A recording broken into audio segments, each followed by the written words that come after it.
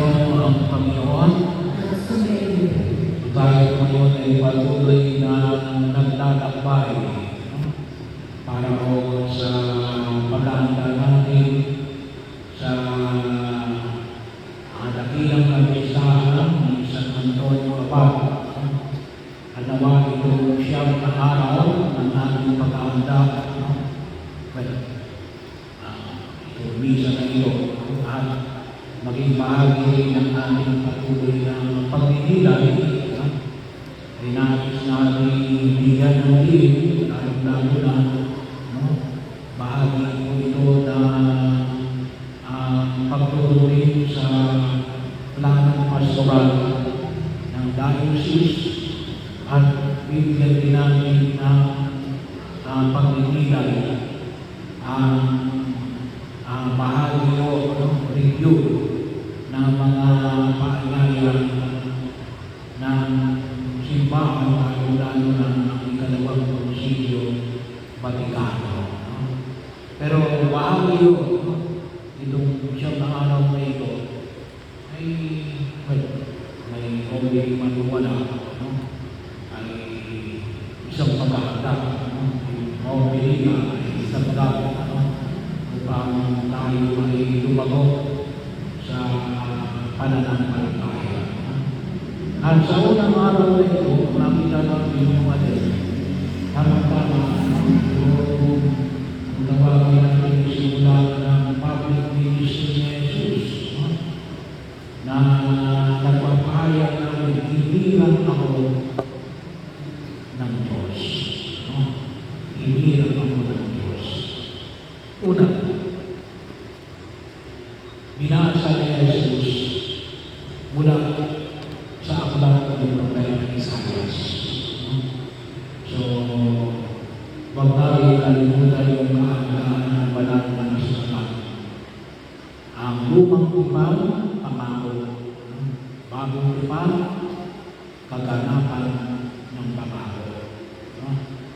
Yun yung bahagi yung kaya napakalaga na bigyan natin ang pag-ibigay ng banal na nasulat. Hindi naman natin kinakailangan na sa uluhin namin yung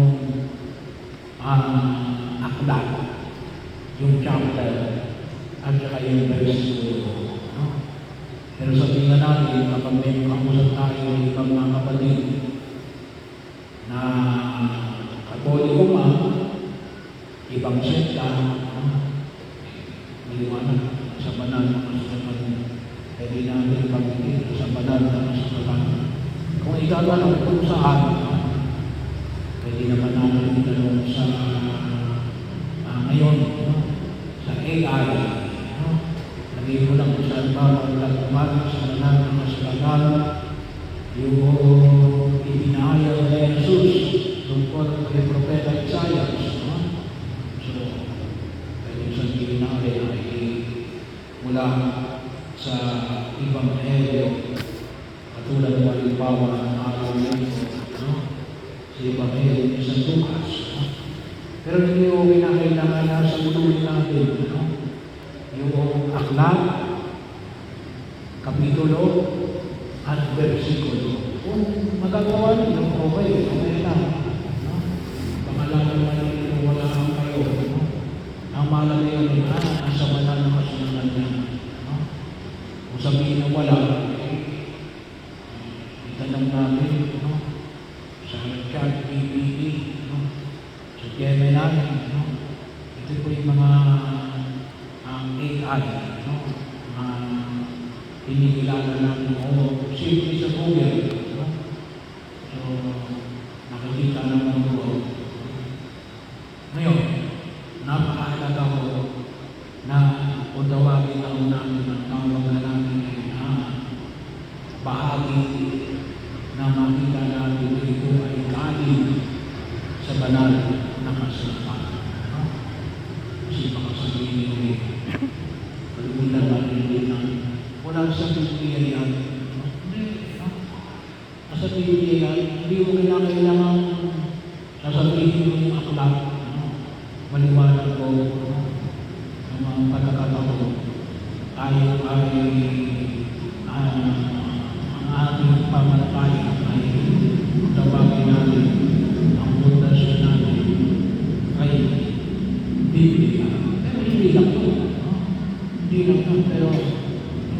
mawala ang banal ng Panginoon. Kasi yun din ang ginawa ni Jesus. No? Ginamit niya ang mga salitang itinahayag ni Propeta Isaias na itinuturi na bahagi ng banal na kasulatan noong panahon na yun. Kasi wala pa namang New Testament noong panahon na Jesus. Ano rin ang Lord?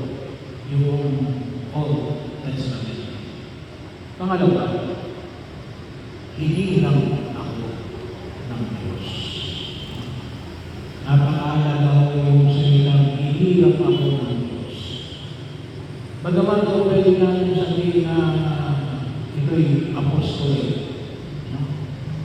Inisyatibo natin. Pero iba pa rin ang sinasabi namin na hindi lang ako ng Diyos. Kaya nga ako sa mga miyembro ng Orasyon Pagsimbahan, lalo-lalo na mga kahit, ay may tinatawag tayo ng installation, ordination, pagdadalaga, yung bahagi mo na maliwanag na yun, ikaw ay itinatalaga ng Diyos. Ini-install ka. Hindi lang ito sarili mong pagkilos. Kaya yung kinakailangan magpagabay ka rin. Kasi yun yung bahagi. Pero kaya ako parang naiintindihan kung bakit may mga installation, may mga commitment promises, at pagkatalaga ay sila yung doon nakabasa sa hinirang ka ng Diyos. Your authority does not come only from yourself. Hindi lang sa sarili mo kapangyarihan. Ito ay pagkilos at pagdalaga bilang pagkilos ng simbahan. Kaya po yung mga lalo-lalo na yung mga naglilingkod sa simbahan ay isa na nakita na kalit-kalit. You are sending the church. Naglilingkod kayo sa simbahan. Hindi lamang sa chapel na ito. Hindi lamang sa parokya ng Mesa Temporary na nakikinig. Ngunit sa pag-aalala ng simbahang Romano Katoliko. Bahagi yun sa makita natin sa pagkilos. Kaya napakahalaga ko yung pagkilala natin. Hindi lang ako ng Diyos. At sana magpasalamat tayo. Magpasalamat tayo sa biyaya ng paglilingkod. Magpasalamat tayo sa biyaya na naging kabahagi tayo sa ministeryo ng simbahan. So, bakit? Kasi tulad na naging kabahagi tayo. Hindi lang po yung mga tawagin natin yung mga ministeryo. Pero yun sila sa pagkilos natin bilang alin, fundamentally bilang mga binyaga. So, huwag niyong kalimutan nila. Mana hindi rin ako miyembro ng Orasyon Pagsimbahan. Kaya kami binyaga. Kaya kahit na sa iyong sariling pagkilos, yung pagkilos niya din, pagkilos ng simbahan. Kaya huwag natin kalimutan na paging bahagi ng pagkilos natin. Palagi natin kaakibat ang pagkilos bilang bahagi at kamiyembro natin ng simbahan ng Diyos. So, kaya napakahalaga yung ginagawa natin. Pero yun naman, makita natin, kapag may tanong, ano ginagawa yan? Sabi nga, binyaga lang po yun. Ba't ka nagpapakabuti? Kasi binyaga lang. Kaya ako nagpapakabuti. Ako yan ako ng Diyos. Siguro mas, alam natin ang talagang ako'y anak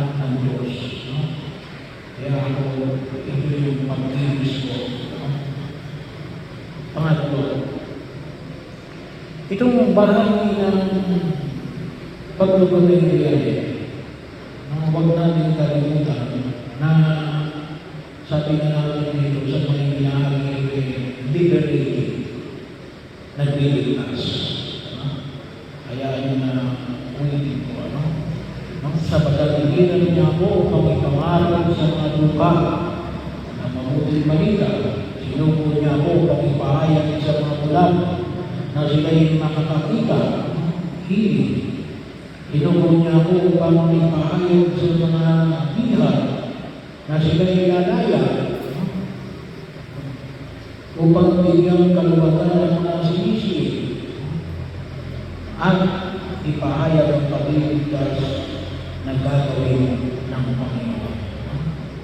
So, nagliligtas, hindi mo nagbibigay na pagtanikalan, hindi mo enslavement. Kasi yung mga kapilos ng minsan, na baka hindi namin namamalayan, kinukulong tayo. Naalala ko tuloy, hindi pa na lumakabatay na na-scout. Nakala ko yung sila magtatrabaho. Pero ano nangyari? Kaya ikinulong at ginawa silang scammer. So, bahagi yun yung pagkilos natin ngayon, pagkilos natin, nagpapalaya. Nagbibigay ng kaligtasan. Hindi nagsasakal. Mayroong paglaya yung mensahe na ginagawa natin sa daigdig na ito. Sa maraming aspekto, physically, psychologically, socially, religiously, or scientifically. Sa lahat ng aspekto ng buhay ng tao, ginawa ang huwag natin kalimutan. Mayroong pagpapalaya. Pang-apat, bahagi yun na kung saan nakita natin natupal ngayon ang bahagi ito ng kasulatan. Itong liberation na ito, hindi lang nangyari yung panahon ng mga Israelita. Hindi lang nangyari yung panahon ng mga unang Kristiyan. Dapat nakikita natin. Kasi sinabi ni Jesus, nagkaroon ng kaganapan, natupad ang pagliligtas ng Diyos habang kayo nakikinig. Habang kayo nakikinig. Kaya dito, sana, every night, bago kayo matulog. Siguro, isa rin sa mga itanong ninyo. Malimit tanong kasi, ang tinatanong lang natin ni Alea, ano pa yung nagawa ko kasalanan? Pinapagmisa tinatanong natin, examination of conscience. Ano ba nagawa ko kasalanan? Ano ba nagawa ko mabuti? Siguro, isa rin natin natin ni Alea. Saan ko nakita yung pagliligtas ng Diyos sa araw na ito. So, dapat maging aware tayo. Nakikita niyo ba yung pagliligtas ng Diyos sa araw na ito? Yung bang ginawa ninyo o ginawa ng mga tao na sa paligid ninyo ay nagpapakilala ng pagliligtas ng Diyos? Napakahalaga ko yun. Nasaan ang Diyos? Nasaan ang Diyos? Sa nandun na ba? Ito, nasaan Diyos? Nasa disyerto. Nasa disyerto. Pero, nakita na ang pagkilos ng Diyos sa disyerto. Doon, kapag niya binibisita yung kanyang mga kapwa, mga monghe. Kaya si naroon para makita natin sa mga makita ng kanyang paggabay. Kaya kahit na sa disyerto, nakita niya yung kaganapan ng pagliligtas ng Diyos. Kasi nakita niya ang pamamaraan ng kabanalan. tayo nakikita ba natin. Hindi ko kinakita na mag-aro. No? Hindi ko kinakita na mag-aro. So, maliliit na pagkita sa masabi natin na ito, iniligtas tayo ng Diyos. No? Sana maging aware tayo. No? Maaring maliit na pangyayari sa buhay nyo, pero maliwanag na naman. Ngayong araw na ito, iniligtas ako ng Diyos.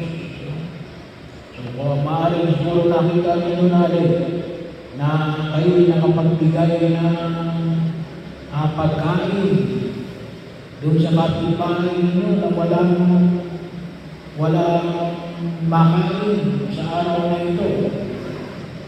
Hindi ka pagliligtas ng Diyos mo. No? So, sabihin natin na, Father, ngayong araw na ito, hindi ko nakita yung pagliligtas ng Diyos. At least nagtanong ko sa sarili ninyo. No? Pwede naman yun eh. Wala kayong nakita. No? O maaaring hindi nyo lang nakita. No? Kasi kung pero at least, dapat o maging aware tayo. Kasi huwag natin kalimutan. No? Kasi ito yung sinabi ni Jesus. No? Na nagalag ngayon ang pagliligtas ng Diyos habang kayo'y nakikinig. Yun ay sinabi ni Jesus doon sa mga nakikinig. Bakit? Bakit? Kasi nagpahayag siya ng mabuting balita. No? Nagpahayag siya. Paliwanag na naman dito. No? Magpahayag ng mabuting balita sa mga mukha. Pagligtas ng Diyos. So, kung kahit na mga kalitig, may nakuha kayo sa mga sinabi ko, no? Pwede sabihin, pagligtas ng Diyos ko. Kasi natutunan kayo ngayon sa araw na ito. No? Pero yun ang pinakatuto. Dapat maging aware tayo na yung pagligtas ng Diyos ay hindi lang yung mga bagay na nakalimas o yung mga bagay na inaanap. Ngunit sa kasalukuyan natin